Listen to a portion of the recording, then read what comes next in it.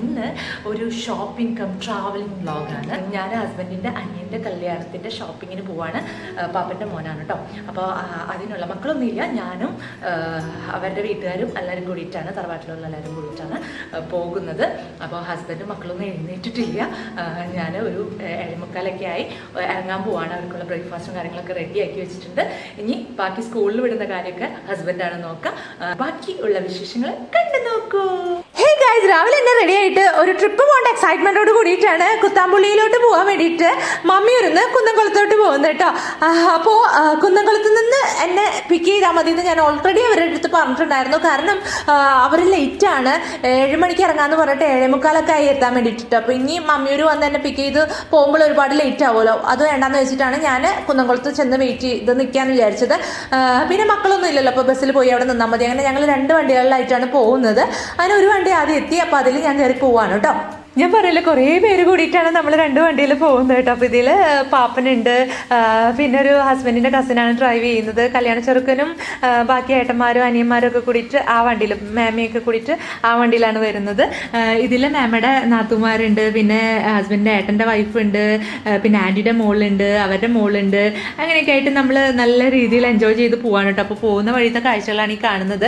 ഇങ്ങനെ ഉള്ള കാഴ്ചകളൊക്കെ പണ്ട് ഞാൻ കോയമ്പത്തൂർ പോകുമ്പോൾ പാലക്കാടൊക്കെ എത്തുമ്പോഴാണ് കാണാറ്. അപ്പോൾ അതൊക്കെ എനിക്ക് ഓർമ്മ വന്നു കേട്ടോ. പിന്നെ എൻ്റെ ഒരു റിലേറ്റീവിൻ്റെ വീട് ഷൊർണൂരാണ്. അപ്പോൾ അവിടെ പോകുമ്പോഴൊക്കെ ഇതുപോലെ റബ്ബർ എസ്റ്റേറ്റും കാര്യങ്ങളൊക്കെ കാണാറുണ്ട്. അതൊക്കെ ഇപ്പോൾ ഇങ്ങനെ ഈ യാത്രയിൽ ഓർത്തെടുത്തു കേട്ടോ.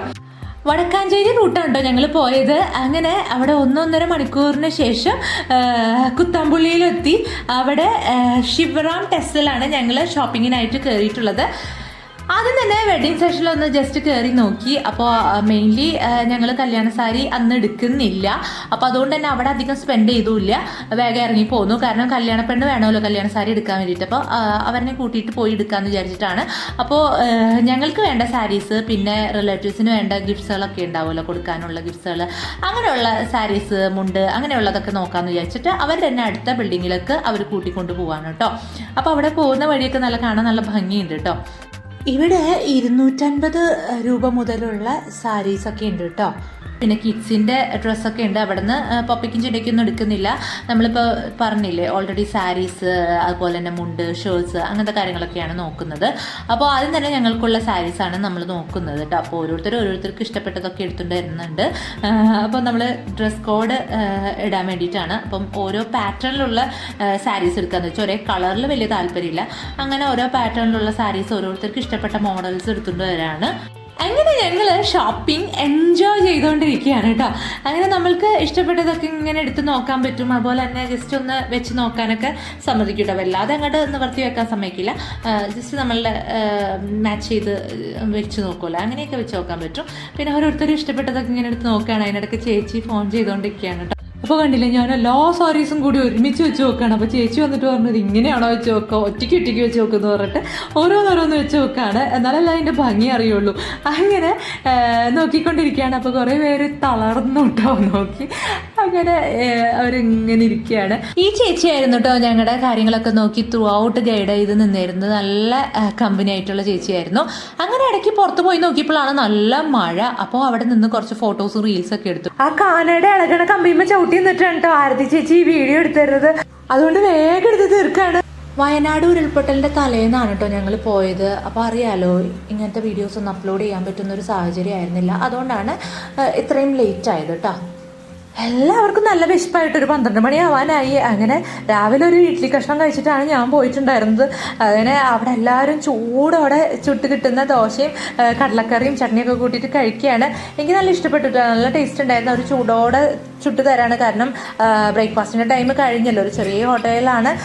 അവിടെ അടുത്ത് തന്നെ ഈ ഒരു ഹോട്ടലേ ഉണ്ടായിരുന്നുള്ളൂ കേട്ടോ. എന്തായാലും അവിടുത്തെ ആളുകളൊക്കെ നല്ല സ്നേഹമുള്ളവരായിരുന്നു. അവിടുത്തെ അമ്മാമ്മയുടെ അടുത്ത് ഞാൻ ചോദിച്ചു ഇവിടെ നെയ്ത്ത് ചെയ്യുന്ന വീടുകളുണ്ടോയെന്ന്. അങ്ങനെ ആ അമ്മാമ്മ കൊണ്ടുവന്ന് പരിചയപ്പെടുത്തി തന്നതാണ് ഈ വീട്.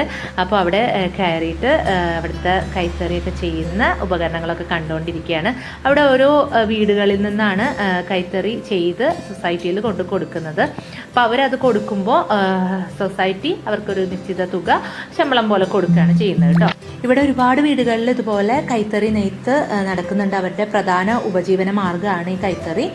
അപ്പോൾ ഇവർ നെയ്ത് കൊടുക്കുന്ന സാരികളും മറ്റു ഉൽപ്പന്നങ്ങളും സൊസൈറ്റിയിൽ നിന്നാണ് സെല്ലിങ്ങും കയറ്റി അയക്കലും ഒക്കെ നടക്കുന്നത്. ഇവർ നേരിട്ടിട്ടല്ല കേട്ടോ സെല് ചെയ്യുന്നത്. അങ്ങനെ അപ്പോൾ നല്ല ഒറിജിനൽ ആയിട്ടുള്ള ഒരു നെയ്ത് വെച്ചിട്ടുള്ള കൈത്തറി സാരി കണ്ടുകൊണ്ടിരിക്കാൻ എനിക്ക് ഭയങ്കരമായിട്ട് ഇഷ്ടപ്പെട്ടു കേട്ടോ. ആൻറ്റിയും കൂടെ വന്നിട്ടുണ്ടായിരുന്നു, അപ്പോൾ ആൻറ്റിക്കും ഭയങ്കരമായിട്ട് ഇഷ്ടപ്പെട്ടു കേട്ടോ. ഇനി ഈ ഗ്രാമത്തിൻ്റെ സവിശേഷതകൾ എന്തെല്ലാമാണെന്ന് അറിഞ്ഞാലോ? തൃശ്ശൂർ നഗരത്തിൽ നിന്നും 50 കിലോമീറ്റർ വടക്കു കിഴക്കായി സ്ഥിതി ചെയ്യുന്ന കുത്താമ്പുള്ളി കൈത്തറി നെയ്ത്തിനു വർഷങ്ങളായി പേരുകേട്ട ഗ്രാമമാണ്. തൃശ്ശൂരും പാലക്കാടും കസവ പുഴവ കൊണ്ട് അതിര് വരച്ച കുത്താമ്പുള്ളി ഗ്രാമവും ഗായത്രിപ്പുഴയും ഓണമടക്കമുള്ള വിശേഷ ദിനങ്ങളെ പ്രതീക്ഷിച്ചിരിപ്പാണ്. ഉത്സവവേളകളിൽ പ്രത്യേകിച്ച് ഓണത്തിന് 2 മാസം മുമ്പ് തൊട്ടേ ഇവിടെ പൂരത്തിരക്ക് തുടങ്ങും. നെയ്ത്തുശാലകളിൽ കസവുപാവുകളും വർണ്ണനൂലുകളും ചേർത്തെടുക്കുന്ന ശബ്ദം, തെരുവുകളിൽ 100 കണക്കിന് കടകൾ.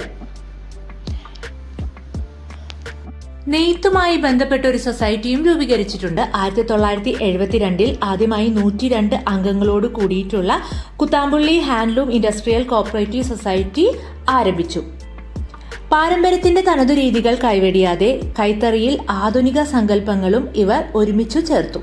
കസവ് വേഷ്ടി, സെറ്റ് മുണ്ടുകൾ, ഡിസൈനർ സാരി എന്നിവയും ഇവരുടെ പ്രസിദ്ധമായ ഉൽപ്പന്നങ്ങളാണ്. വടക്കൻ മേഖലയിൽ പ്രചരിച്ച തട്ടവും വന്നിരുന്നത് ഇവിടെ നിന്നാണ്.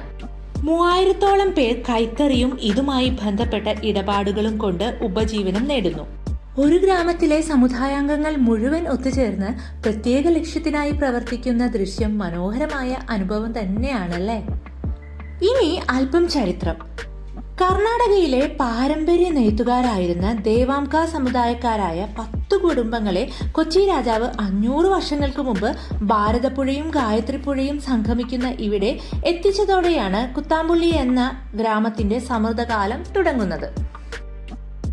വെള്ളം ആവശ്യമുള്ള തൊഴിലായതിനാൽ നദീതീരങ്ങളിൽ തമ്പടിച്ചായിരുന്നു നെയ്ത്ത്. തനിമയും പൈതൃകവും മുറുകെ പിടിച്ച തലമുറ കുത്താമ്പുള്ളി കസവിനെ നെഞ്ചോട് ചേർത്തതോടെ കടൽ കടന്നും നെയ്ത്തുഗ്രാമത്തിന്റെ പെരുമ ചരിത്രമാവുകയായിരുന്നു.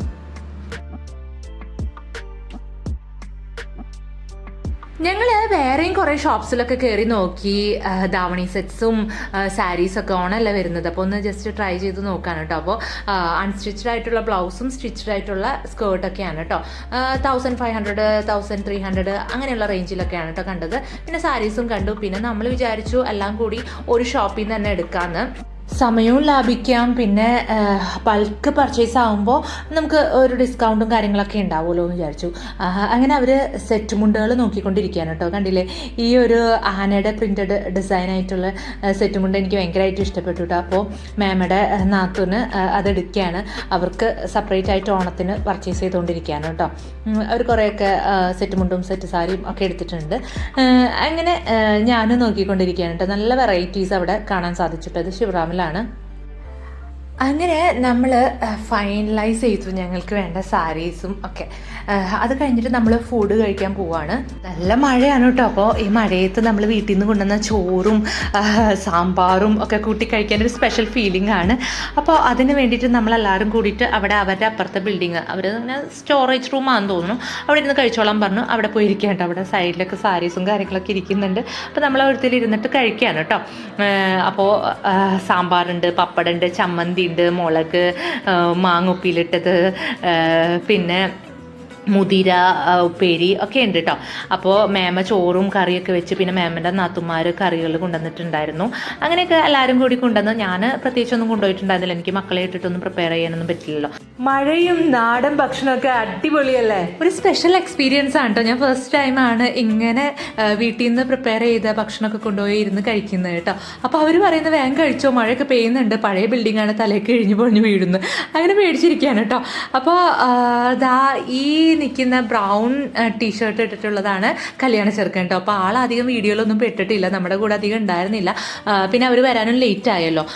പിന്നെ ആൾ അങ്ങനെ സംസാരിക്കുന്ന കൂട്ടത്തിലുള്ളതല്ല, ആളുടെ അനിയനാണിത്.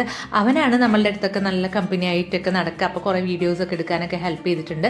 ഞാൻ കുറേ നിന്നും ഇരുന്നിട്ടൊക്കെ കഴിച്ചുകൊണ്ടിരിക്കുകയാണ്. ഇടയ്ക്ക് ചോറും കറിയൊക്കെ എടുക്കാൻ വേണ്ടിയിട്ട് പോയപ്പോഴാണ് നിൽക്കുന്നത്. പിന്നെയും വന്നിരുന്നു.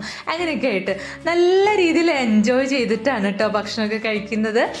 എന്തായാലും എനിക്ക് ഭയങ്കരമായിട്ട് ഇഷ്ടപ്പെട്ടു. പിന്നെ നമ്മൾ തിരിച്ച് ഷോപ്പിലെത്തിയിട്ട് ക്ഷീണിച്ചിരിക്കുന്നതാണ് ഈ കാണുന്നത്. എങ്ങനെയെങ്കിലും ഒന്ന് കിടന്നാൽ മതി എന്നുള്ളൊരു ഫീലിംഗ് ആയി തുടങ്ങി ഞങ്ങൾക്കൊക്കെ കേട്ടോ. അങ്ങനെ അവരിതാ പാക്ക് ചെയ്ത് കൊടുക്കുകയാണ്. അപ്പോൾ അവർ ബില്ലിങ്ങും കാര്യങ്ങളൊക്കെ ചെയ്യുന്ന സമയത്ത് നമ്മൾ പിന്നെയും വീഡിയോ എടുക്കണം. അപ്പോൾ എല്ലാവർക്കും ഭയങ്കര ഇഷ്ടമാണ് കേട്ടോ വീഡിയോ എടുക്കാനൊക്കെ. ഇപ്പോൾ എനിക്ക് ഏതെങ്കിലും സ്ഥലം വരുന്ന വഴിക്കൊക്കെ സ്ഥലങ്ങളൊക്കെ കാണുമ്പോൾ വീഡിയോ എടുക്കുന്നില്ലേ എന്നൊക്കെ ചേച്ചിമാർ ചോദിക്കുന്നുണ്ടായിരുന്നു. അങ്ങനെ അപ്പോൾ അത് കഴിഞ്ഞിട്ട് ഇതാ ഒരു ബില്ലിങ് കാര്യങ്ങളൊക്കെ കഴിഞ്ഞപ്പം ഒരു ഗിഫ്റ്റ് കൂടി കൊടുത്തു കേട്ടോ. ഒരു സെറ്റ് സാരി ആയിരുന്നു. അത് ഫുള്ളി അങ്ങനെ കാണിച്ചെടുക്കാനൊന്നും പറ്റിയില്ല, തിരക്കിലായിരുന്നു വരേണ്ടത്. അങ്ങനെ അവരുടെ ഷോപ്പും അടയ്ക്കാനായി തുടങ്ങി. അത്രയും നേരം നമ്മൾ ഇവിടെ ഒരു 5-5:30 ഒക്കെ ആയിട്ടോ ഇറങ്ങിയപ്പോൾ. അങ്ങനെ വരുന്ന വഴിക്ക് നല്ല മഴയാണ്. ഗ്ലാസ് ഒന്നും ഓപ്പൺ ചെയ്യാനേ പറ്റുന്നുണ്ടായിരുന്നില്ല കേട്ടോ. അങ്ങനെ കുറച്ച് കഴിഞ്ഞപ്പോൾ മഴയൊക്കെ ഒന്ന് കുറഞ്ഞു.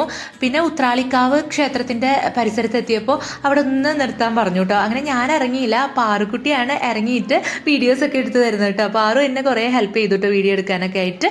ആൻറ്റിയുടെ മോള് സിന്ധു ചേച്ചിയുടെ മോളാണ് പാറു. അവിടെ എത്തിയത് തൊട്ട് മക്കളെ ഒരുപാട് മിസ് ചെയ്യുന്നുണ്ട് കേട്ടോ. അവരില്ലാതെ ഇത്രയും നേരമൊക്കെ ഞാൻ ആദ്യമായിട്ടാണ്. അപ്പോൾ ഹസ്ബൻഡിനെ വിളിച്ച് ചോദിക്കുമ്പോൾ അവർ ഉച്ചയ്ക്ക് മന്തി കഴിച്ചു, രാത്രി ദോശ കഴിച്ചു എന്നൊക്കെ പറഞ്ഞപ്പോൾ ഒരു സമാധാനം കേട്ടോ. പാവം തോന്നി, കാരണം അവരെ കൂട്ടാണ്ട് പോകുന്നു, അവരിഞ്ഞ് വീഡിയോ കാണുമ്പോൾ വിഷമാവൂലേ എന്നൊക്കെ ആലോചിച്ചിരിക്കുകയായിരുന്നു ഞാൻ. വരുന്നത് വഴി ഗൾഫ് ബേക്ക് റെസ്റ്റോറൻറ്റിൽ കയറിയിട്ട് പൊറോട്ടയും ചിക്കനൊക്കെ ഓർഡർ ചെയ്തു. അപ്പോൾ പാറും കുഞ്ഞുണ്ണിയും കിഴിപ്പൊറോട്ട വാങ്ങിച്ചു കേട്ടോ. അപ്പോൾ അവർ ഓപ്പൺ ചെയ്യുന്നതിന് മുമ്പ് ഞാൻ റീൽ എടുക്കട്ടെ വീഡിയോ എടുക്കട്ടെ എന്ന് പറഞ്ഞാൽ അവരുടെ ക്ഷമ പരീക്ഷിച്ചു. പിന്നെ അത് കഴിഞ്ഞ് അവർ തുറന്നപ്പോൾ ഞാൻ അവരിൽ നിന്ന് ടേസ്റ്റ് ചെയ്ത് നോക്കി. നല്ല ടേസ്റ്റ് ഉണ്ടായിരുന്നു കേട്ടോ കിഴിപ്പൊറോട്ട. അതിൻ്റെ ഗ്രേവിയൊക്കെ അടിപൊളിയായിരുന്നു. പിന്നെ പൊറോട്ട കുറച്ച് വലിക്കാൻ ബുദ്ധിമുട്ടി, എന്നാലും കുഴപ്പമില്ല. ചിക്കൻ കറി അടിപൊളിയായിരുന്നു. അതുപോലെ തന്നെ ഞാൻ ബ്രൂ കോഫി വാങ്ങിച്ചിരുന്നു, അതും നല്ല ടേസ്റ്റ് ഉണ്ടായിരുന്നു. ഞാൻ ചായ കുടിക്കില്ല. പിന്നെ ഞാൻ മക്കൾക്ക് ചോക്ലേറ്റ് ഒക്കെ വാങ്ങിച്ചിട്ട് പോന്നു. തിരിച്ച് ഫ്ലാറ്റിലെത്തിയപ്പോൾ ഒരു 10 മണിയൊക്കെ ആയിട്ടോ. അങ്ങനെ അവർ കൊണ്ടുവിട്ടിട്ട് പോയി. അതിൻ്റെ വീഡിയോസ് ഒന്നും എടുത്തില്ല. അപ്പോൾ അത്രയേ ഉള്ളൂ. നിങ്ങൾക്ക് ഈ വീഡിയോ ഇഷ്ടപ്പെട്ട് കഴിഞ്ഞാൽ സബ്സ്ക്രൈബ് ചെയ്യാത്തവരാണെങ്കിൽ സബ്സ്ക്രൈബ് ചെയ്യുക, അല്ലാത്തവർ ലൈക്ക് ചെയ്യുക, കമൻറ്റ് ചെയ്യുക. Tata bye bye, see U.